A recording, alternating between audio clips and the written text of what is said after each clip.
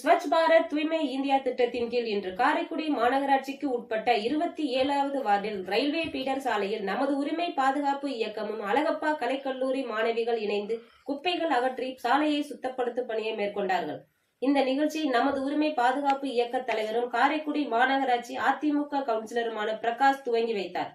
இந்த நிகழ்ச்சிக்கு காரைக்குடி அழகப்பா கலைக்கல்லூரி வேதியியல் பேராசிரியர் சித்ரா முன்னிலை வகித்தார். முன்னதாக நிகழ்ச்சிக்கு வருகை தந்த அனைவரையும் நுபி நகர நிர்வாக குழு உறுப்பினர் பழனியப்பன் வரவேற்றார். தூய்மை பணியை மேற்கொள்ளும் போது சுமார் 1.5 டன் குப்பைகள் இந்த சாலையில் இருந்து அகற்றப்பட்டது. ஸ்வச் பாரத் தூய்மை இந்தியா திட்டத்தை மத்திய அரசு 2014ஆம் ஆண்டு காந்தி ஜெயந்தியை முன்னிட்டு துவங்கப்பட்டது.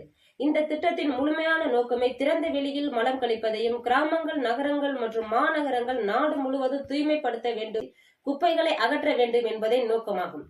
தூய்மை இந்தியா நிகழ்ச்சியில் நமது உரிமை பாதுகாப்பு இயக்க உறுப்பினர்கள் பெரியசாமி, அனந்தகிருஷ்ணன், பிரபாகரன், சரவணன், பார்க்கவி, காந்தி, கார்த்தி, மாரிச்செல்வம், செல்வம், ரஞ்சித், முத்துபோஸ், சரவணன், ஸ்டாலின், நூர் முகமது, சக்திவேல், சரவணன், தர்ஷிகா, ஸ்னிக்தா மற்றும் அழகப்பா கல்லூரி மாணவிகள், பொதுமக்கள் ஆகியோர் கலந்து கொண்டு சிறப்பித்தார்கள். நிகழ்ச்சியில் இறுதியில் சேகரிக்கப்பட்ட சுமார் 1.5 டன் குப்பைகளை மாநகராட்சி குப்பைகள் சேகரிக்கும் ஆட்டோவில் கொட்டப்பட்டது. பின்னர் அனைவருக்கும் நுபி நகர சட்டப்பிரிவு செயலாளர் முகமது ஆசிக் நன்றி கூறினார்.